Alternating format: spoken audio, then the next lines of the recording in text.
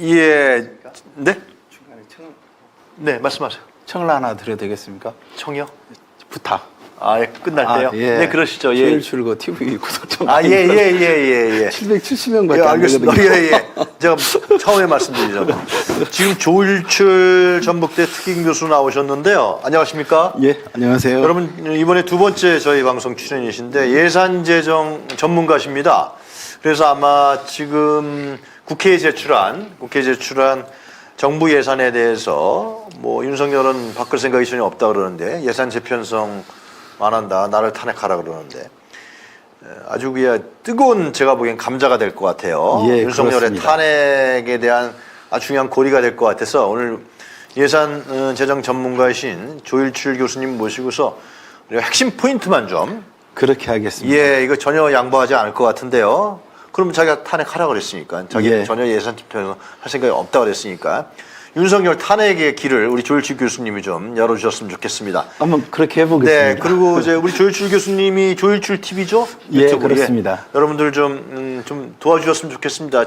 조일출 TV에 가셔서 구독 좋아요, 조일출. 많이 좀 부탁드립니다. 네, 그리고 책도 내신 것 같아요. 이왕하시는 예, 그렇습니다. 이거 교수님이 들려고 가지고 아, 왔습니다. 그래요? 정부의 예산과 결선 분석과 감시의 예산 재정 전문가가 이런 책도 내셨습니다. 여러분들 관심 가져주시면 고맙겠다. 예, 그랬으면 좋겠습니다. 네.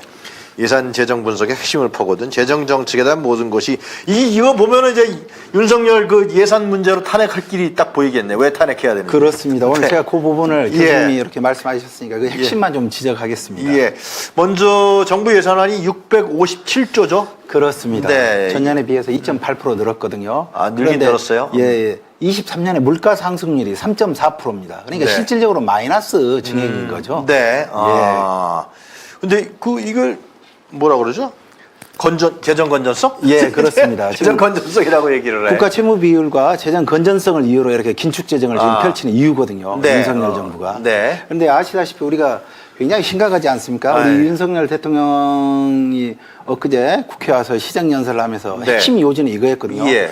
긴축 재정으로 물가 상승을 억제하겠다. 네. 이게 핵심이었습니다. 네. 그래서 확장 재정을 못 하겠다. 네. 그런데 이제 이재명 대표께서는 민생 그 간담회를 통해서 쉽게 말하면 3% 성장률을 이끌어내겠다. 아, 그런 얘기를 했어요. 예, 그 이야기를 하셨습니다. 그게 네. 이제 첫 번째가 우리 R&D와 관련한 투자 예산 증액시키고 네. 두 번째가 이제 소비 진작. 네. 지역 화폐를 통해서 소비 진작을 통해서 3% 네. 경제 성장을 이끌어내겠다라고 말씀하셨거든요. 네. 근데 아주 중요한 부분을 지적을 해 주셨던 거죠. 아. 제가 이 부분에 대해서 좀 말씀을 드리겠습니다. 이게 핵심이니까요. 네, 그거 조금 이따가 하고. 예. 먼저 윤석열이가 마포 연 카페에서 재정을 확대하면 물가가 오른다 그러죠. 예, 그렇습니다.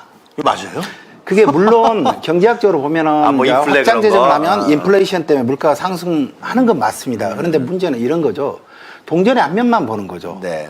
돈을 풀게 되면 물가도 상승하지만 반대로 어떤 게 생길 수 있을까요? 경제 성장의 원동력이 생길 수 있는 거죠. 그렇죠. 그러니까 쉽게 말씀을 드리면 물가 상승률이 3%라면 경제 성장률 5% 이끌어내면 되는 것입니다.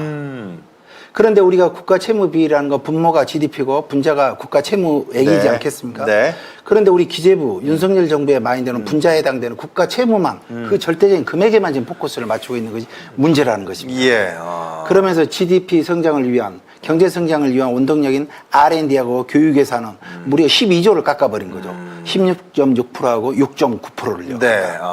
근데 지금 같은 상황에서 물가가 지금 올라가는 이유가 공공요금 인상이 가장 주요한 요인이 아닙니까? 거의 전부라고 해서 다 아닌 것 같은데. 그거는 이제 사실은 이제 교수님 지적 잘 해주셨는데 네. 이제 우리 공공요금도 분명히 네. 있습니다. 그런데 우리나라의 가장 큰 물가 상승 요인은 바로 그거죠. 유가 급등이나 국제 원자재가 급등입니다. 네. 아시다시피 이제 물가가 상승한 이유는 예. 소위 말해 원자재도 있고 예. 그리고 윤석열 정부가 예. 주장하는 것처럼 확 돈을 풀어서 그럴 수도 있거든요. 근데 우리나라의 경우는 소위 말해서 원자재나 국제 원자재값, 유가 등의 급등에 의해서 상승하는 게 수입 물가 가장 상승이다, 많죠. 그런 그리고 이제 말씀이네요. 그 다음번에 소위 말하는 공공재 이제 상승인 거죠. 전기요금이나 전기요금, 가스요금, 그렇습니다. 수도요금 또 이제 택시비, 뭐 버스비, 뭐 이런 거 참 말씀하신 예. 거군요. 근데 이러한 부분에 대해서 제가 좀 이제 연장선에서 말씀을 네. 드리면요. 10월 31일 엊그제 네. IMF가 선진 41개국에 대해서 조사한 걸 발표를 했거든요. 41개국. 네네. 그런데 우리 대한민국이 22년하고 23년에 물가 상승률이 8.5%입니다. 두 개 연도를 합한 게. 근데 41개국 평균은 정확하게 13.6%니까 굉장히 적게 물가가 상승한 거죠. 네. 41개국 중에서 36위였습니다. 네. 이게 굉장히 물가가 상대적으로 안정적인 거죠. 세계 어떤 나라보다도. 네. 네. 그런데 한편으로 경제 성장률도 동시에 발표를 했는데요. 네. 22하고 23년도에 경제 성장률 두 개를 합한 게 4.1%였습니다. 네. 근데 41개국 평균은 5.9%였고요. 그 순위가 25위로 최하위권에 그냥 네. 해당되는 거죠. 그렇다면 윤석열 정부는 진단을 지금 잘못하고 있는 거죠. 물가 상승이 문제가 아니라 우리는 경제 성장을 지금 못하고 있는 겁니다. 그렇다면 웬만큼의 경제학적인 지식을 가진 분이라면 확장 재정을 통한 경제 성장에 좀 포커스가 맞춰져야 되는 거죠. 그렇죠. 그런 의미에서 이재명 대표께서 정확하게 진단을 잘 하신 겁니다.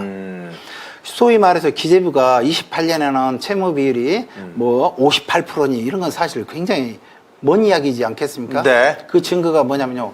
올 한 해 세수 예측 그것도 무려 59조이나 지금 펑크가 난 상황입니다. 글쎄 말입니다. 예. 올해 거도 예상을 못하면서 무려 예. 뭐 5년, 10년 후에 예상한다는 게 누가 어떤 기재부에 대해서 설득력을 갖겠습니까? 네네. 예. 자, 근데 그 R&D 예산부터 좀 얘기할까요? 예. R&D 예산은 이게 증액한다는 거예요? 안 한다는 거예요, 도대체? 어찌됐건 간에 헌법에 의해서 보장된 건 이겁니다. 정부가 제출하는 예산에 대한 정부 동의가 없으면 우리 헌법에서는 절대 증액을 못 시킵니다. 맞습니다. 예. 증액을 시키는 건 오로지 정부의 동의를 얻어야만 되는 네. 겁니다. 그래서 이제 현재 사실은 좀 안타까운 부분인데요. 물론 이제 기재부가 주장하는 게 우리 R&D 예산이 GDP 대비 세계에서 1인 건 맞습니다. 비율상. 아, 그래요? 1인 건 맞습니다. 맞아요? 예. 근데. 그런데 이제 문제는 이겁니다.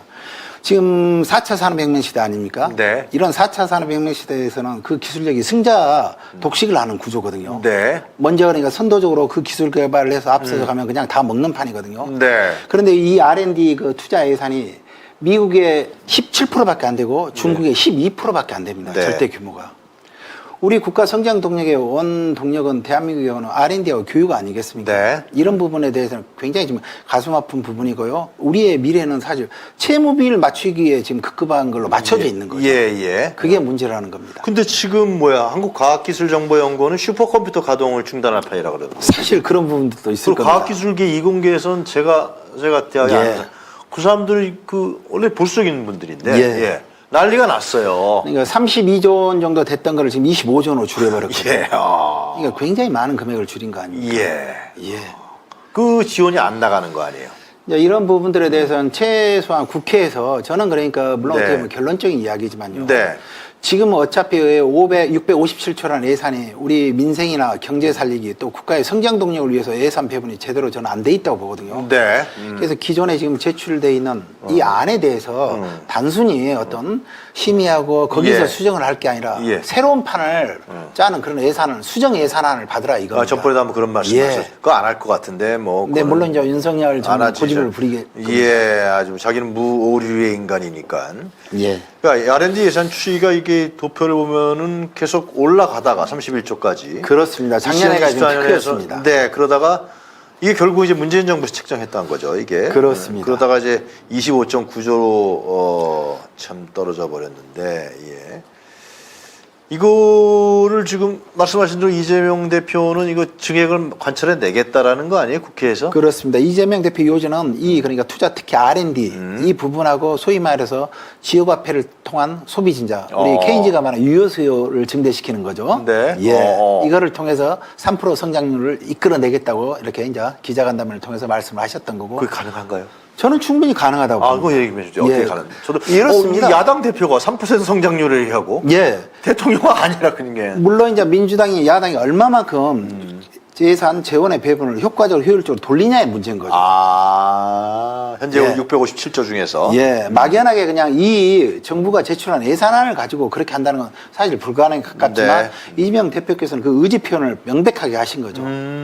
성장의 온 동력은 R&D하고 이런 부분에 있는 거고 두 번째 어떤 민생을 살리기 위한 지역화폐를 통해서 유효수요를 증대시켜서 경제 성장을 이끌어내겠다는 그런 말씀의 요지가 핵심이었고 저는 정확한 진단을 하셨다고 봅니다. 그러면 어디 다른 예산을 돌려야 될 거 아니에요? 그렇습니다. 지금의 상황의 경우라면. 그렇죠. 지금 뭐 예, 증액 자체는 불가능한 그 거니까. 세수도 지금 뭐 안 거치고 펑크난 이런 상황이고요. 그런 상황에서 그 어떤 예산을 그리고 돌리겠다는 그 다음에 대안이 하나 있는 건 있죠. 이제 채무 비율을 지금 증가시키는 거죠. 네. 아, 국채 제가 전에도 발행한다, 말씀을 드렸지만 22년 예산으로는 49.9 우리 채무 비율이 49.4%고요. 네. 23년 예산 기준은 50%거든요. 네. 그리고 24년 기준은 51%밖에 안 됩니다. 네. OECD하고 G7 국가의 평균에 비하면 거의가 한 120, 30%씩 되거든요. 네. 그러니까 굉장히 낮은 거죠. 그리고 비기축 통화국의 경우를 하더라도 우리가 딱 그 평균 수준입니다. 지금. 네. 50대 초반에 그 비기축 통화국의 평균도 그렇거든요. 우리가 24년 기준으로도 예, 지금 예. 51%니까요. 그리고 또 소위 말해서 이제 보수학자들이나 기재부가 주장하는 게 우리 채무 비율 속도가 빠르다. 네. 그리고 비기축 통화국이 이제 문제라고 맨날 주장을 하신데 네. 이처럼 우리 국가 채무 비는 아직은 좀 안정적인 상황인 거고요. 네. 그리고 비기축 통화국이라고 우리가 비교 대상을 하는 데가 몰타, 싱가포르, 홍콩, 좀 큰 나라가 이제 스웨덴, 노르웨이, 예. 뉴질랜드 정도입니다. 예, 예. 자, 그렇다면 이제 저는 이게 이재명 대표가 3% 성장률, 그러니까 예산 편성을 새롭게 하겠다는 거 아니겠습니까? 그렇다고 봐야죠. 그러면은 뺄 곳이 그 특활비 아니에요? 이제 그런 부분은 사실 어. 또 우리 교수님이 정확하게 또 지적을 잘 특활비 해주시는데 너무 많잖아요. 그냥 그 대통령실 뭐 순방 예산, 예, 저도 좀 자료 좀 보겠습니다. 예, 대통령실, 법무부 이 5대 권력기관의 특활비, 업무 추진비 이게 2조 원이 된다 그러는데. 그렇습니다. 예. 이 이거 다 깎아버려야 되는 거 특활비나 아니에요? 이런 부분들이 가장 비생산적인 예. 예산 중에 대표적인 거 아니겠습니까? 예. 말 그대로 실비 그냥 지원해 주는 겁니다. 활동비하고 실비. 이 특활비 예. 같은 경우 영수증도 지금 못 찾아갖고 말이죠. 그렇습니다. 근데 이게 이제 재미난 것들이 뭐냐면요. 제가 네. 지금 대통령실, 법무부, 경찰청, 네. 그리고 국방부 국정을 했는데요. 법무부의 경우는 우리 한동훈 장관 특활비 때문에 많이 언론에 논란이 되지 않았습니까? 네. 아니, 그리고 도둑 잡아라 뭐죠? 시민사회단체하고 뉴스타파에서 그렇습니다. 자료가 분석하고 있죠. 예. 그런데 이제 23년에 비해서 네. 23년에 183억 원이었거든요. 예, 좀 보여주세요. 예. 예. 예, 여기 나오는군요. 23년에 우리 법무부의 특수활동비가 183억 원이었습니다. 어이구. 그런데 이제 이번에 이렇게 예. 논란이 되니까 155억 원을 좀 깎은 거죠. 24년에. 그런데 재미난 거는 그 옆에 네 번째 칸에 보면 정보보안비라고 보이십니까? 법무부에서 24년에 네, 정보부. 41.6억 원. 그 늘려. 이게 없던 항목인데 게 지금 생겼네? 법무부에서 이 항목을 새롭게 만든 겁니다. 이건 뭐야? 이거 한동훈 예. 정보부양. 이게 실질적인 이제 특활비나 거의 똑같은 것들인 거죠. 그래요. 그래서 이제 법무부의 경우도 결국엔 45.3억 원이 예산 증액이 된 겁니다. 네. 24년의 경우는. 예. 예. 아. 그리고 또 조금 이야기 좀 드리면요. 네, 이거 계속 말씀해 주세요. 경찰청의 경우는 좀 상대적으로 조직 규모에 비해서 네. 50억이 증액됐지만 네. 대통령실이나 법무부 그리고 국방부, 국정원에 비하면 상대적으로 좀 증가액이 덜하고 뭐 이 정도 증가는 또 할 수도 있다고 저는 봅니다. 네. 근데 다만 이제 국방부나 국정원을 좀 말씀드리면 여기가 예. 좀 심각하거든요. 아, 그래요? 예. 국방부가 24년에 보면 5대 항목이 2,151억 원이거든요. 예. 전년도에 비해서 162.4억 원이 지금 늘어난 겁니다. 그러네요. 국방부가 왜 이렇게 늘렸죠? 그런데 그 핵심이 국방부 중에서 보면 정보보안비가 1,350억 원이나 지금 되거든요. 엄청나네. 이게 전년도에 비해서 166억 원이 지금 증액되고 이게 실질적으로 증액된 거 다입니다. 정보보안비가 뭐예요? 예. 이게 이제 통상적으로 이게 뭐 특활비나 거의 비슷한 건데 이런 데 좀 생각하시면 되지 않겠습니까? 예. 우리 국방부에 사이버 작전 사령부 있는 거 아시죠? 네, 네. 예. 그리고 전에 군 기무 사령부가 있었는데 저 댓글 조작한. 예. 근데 이제 그 명칭이 이제 하도 어렵게 바뀌었는데 군사안보지원사령부로 바뀌었더라고요. 그 기무사가요. 그래요? 예. 그래서 이제 뭐 이런 데 관련된 예산이지 않겠냐. 왜냐하면 더 이상 지금 국회에 공개된 항목들은 더 이상 없기 때문에 저도 여기까지만 이제 추정을 하는데요. 요거에 대한 깊은 거는 이제 예결이라든가 국회 상임위를 통해서 명백하게 자료들을 민주당이 확인해서 받아봐야 되지 않겠습니까? 냄새가 좀 안 좋네 아주. 예, 그렇습니다. 네? 사이버 사령부하면 우리한테 과거에 대통령 선거 때 댓글 조작했던. 그렇습니다. 그래서 그 유죄 받아갖고 형도 살았었잖아요, 그 사람들. 이게 이제 국회에 제출된 예산서에는 이렇게 정보보안비로만 표시가 되어 있지만 그 네. 세부적인 상세 내역은 네. 민주당이 정확하게 내역서를 좀 받아봐야 될 민주당의 몫이라고 봅니다. 국정원은 아예 공개를 안 하네요. 국정원의 공개는 왜 그러는 거예요? 특수활동비나 업무추진비, 직무수행비 없습니다. 그걸 아, 안보비랑 없는 거예요? 항목으로 좀 통합시켜서 하는 겁니다. 아, 하도 특활비 하니까 안보비? 예, 그렇습니다. 이게 이제 8,945억 원이나 지금 되는 거죠. 이것도 그러네요. 전년에 비해서 이것도 증액했네요. 예, 전년에 비해서 무려 393억 원이나 지금 증액시킨 거죠. 네. 대통령실은 이것도 어떻게 됐습니까? 대통령실의 경우도 보니까 지금 16억, 이제 17억 가까이 지금 증액된 거죠. 네. 대통령실의 경우도 지금 상당히 많이 증액된 거죠. 기본적으로 특수활동비가 대통령실의 경우가 지금 158억 원이나 되지 않습니까? 많이도 쓴다. 이게 적은 돈이 정말. 아닌 거죠. 우리 대통령실의 인원이 그렇게 많지 않잖아요. 네. 예. 그 규모에 비하면 엄청난 돈인 겁니다. 대통령실에서 특활비가 필요합니까? 뭘 활동을 해? 사실 요즘처럼 그 비서실에 있는 사람들 예. 뭐 수사하는 거 있나? 뭘 해요? 이 사람들 뭐 하는 거지? 요즘 같은 세상에 국민들한테 이런 걸 전부 다 좀 투명하게 공개해야 되지 않겠습니까? 일단 우리 돈 아니에요. 예, 국민의 모두 다 세금입니다. 업무 추진비도 6억 원이나 지금 되는 거고요. 그리고 또 직무수행 경비가 별도로 73억 원이 있는 거고요. 예. 이거 사람 만나서 밥 먹는 거 아니에요? 술 먹고 다 그 비용 아니에요? 예. 자기네들 유리한 사람만 만나겠지. 근데 이런 게 이제 재미난 게 뭐냐면 네. 우리가 지금 이번에 군 사병들 그 기본복지 예산, 소위 말하는 생일 때 케이크 이런 네. 것들, 그다음에 축구와 예. 이런 데서 무려 914억 원을 깎아버렸거든요. 완전 월급 뻥쳐요. 예, 네. 월급 200만 원 지금 맞춘다는 그런 네. 것들. 이게 그러니까 국가 채물 비율 맞춘다는 그 숫자 논리하고 지금 동일합니다. 아, 그래요? 월급 200만 원 맞춘 거에만 지금 포커스가 있는 예, 거죠. 아. 케이크 그것도 실질적인 월급이고 다 복지 아니겠습니까? 네네. 예. 복지는 되게 싫어해. 근데 정치복지 그 마포에서 얘기했던 정치복지 약자 복지 진짜 복지라는 게 약자를 기초적인 개념이. 그렇죠. 하여튼 그건 그렇고. 그런데 우리가 지금 668억 원을 증가시킨 거죠. 이런 네. 비생산적인 활동비나 실비로만. 예, 그리고 이제 그 공수처하고 그죠? 검찰하고 공수처죠? 예, 공수처하고 그렇습니다. 공수처입니다, 약칭으로. 네, 그걸 이제 또 우리 교수님께서 비교하셨던데 한번 좀 띄워 주십시오. 뭐 잘 아시다시피 우리 공수처가 문재인 정부 때 검찰을 견제하기 위해서 만들어낸 거 맞습니다. 아니겠습니까? 네. 예. 그래서 우리 이제 기소권도 좀 이렇게 드리고 네. 국민들의 어떤 열망에 의해서 조직이 탄생됐는데요. 네. 근데 이거를 저도 실질적으로 우리 공수처에 대한 예산은 이번에 제가 처음 봤습니다. 예. 이걸 보고 제가 굉장히 좀 실망스럽고 야, 7.9억. 예, 이런 부분과 관련해서는 사실 이제 민주당이나 우리 국회 역할이 굉장히 더 크다고 보는데요. 일단 내용을 조금 말씀드리면요. 예. 우리 24년에 검찰 수사비가 1,214억 원입니다. 수사비만. 네, 수사비만. 네. 예, 전년에 비해서 44억 원이나 증액됐거든요. 그래요. 근데 우리 공수처의 2024년 지금 수사비가 17.9억 원, 17억 원이지 않습니까? 예. 근데 전년에 비해서 1.7억 원을 깎아버려 10%를 지금 감액시켜버린 겁니다. 오히려 공수처의 경우는. 공수처 감사원 예. 수사하고 있는데. 이게 말이 그렇지 10% 감액이면 굉장히 큰 거 아니겠습니까? 거죠. 아. 근데 이 적은 돈 그나마 이거를 10%를 지금 감액시켜버렸습니다. 예. 아. 예, 어떻게 보면 정말 어이가 없는 거죠. 예, 검찰 수사비에 지금 공수처 수사비가 1.4%밖에 안 되는 겁니다. 네. 근데 좀 더 재미난 내용이 뭐냐면요. 예. 우리 그 공수처의 총 예산이 혹시 얼마나 되신지 아실 수 있겠습니까? 물론 이제 얼마 안 되겠죠. 네. 직감상으로. 몇십억 정도 되나요? 아니, 202억 원. 꽤 되는군요. 인건비다 포함해서. 인건비가 있으니까. 예, 인건비가 이제 사실은 줄입니다. 근데 수사비는 이렇게 차이가 난다. 202억 원인데 이제 검찰의 경우는 3,500억 원입니다. 예, 거기에 이제 한 5.5%밖에 안 되거든요. 네. 굉장히 적은 거죠. 그러니까 이런 부분에 있어서 공수처한테 결국 공수처에 힘을 실어준다는 거는 결국 예산을 실어주는 거거든요. 그렇죠. 예. 그래서 예산이 중요한 거고 네. 정치인들이 예산을 알아야 되는 이유 중에 하나인 겁니다. 네. 지금 윤석열 정부가 그런 걸 모르기 때문에 그 관료 대표적인 기재부에서 이끌려가는 거죠. 네. 관료는 무조건 자기의 책임 면피만 하면 끝이거든요. 네. 숫자 맞추기 하고 예. 우리 채무비율 안전하게 맞췄다 이걸로 하고 네. 임기 끝나고 가면 끝입니다. 자, 그런 말이죠. 이제 이재명 대표 얘기 좀 하죠. 3% 달성을 예. 추진하겠다. 그리고 민주당이 6% 예산 증액을 주장하고 있습니다. 예. 요즘 분석해 주십시오.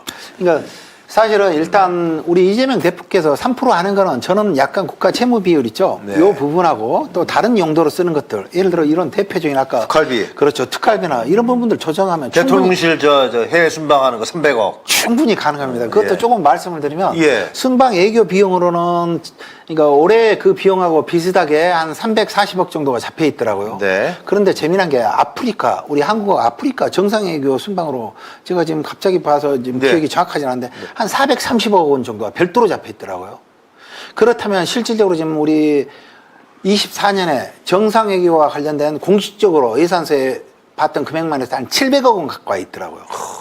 그러니까 올해의 경우도 지금 증액돼가지고 500, 한 30억 돼서 최대로 좀 많이 됐다고 논란이 되지 않았습니까? 그리고 이제 ABB 그 대통령실 별도로 추가가 예산만 돼서. 빼서 쓰는 게 아니라 다른 부처 것. 제가 지금 말씀드린 외교부에 별도로 대통령 순방 외교나 관련된 정상 외교비는 별도로 잡혀 있습니다. 국방부 또 가져가는 거 아니야?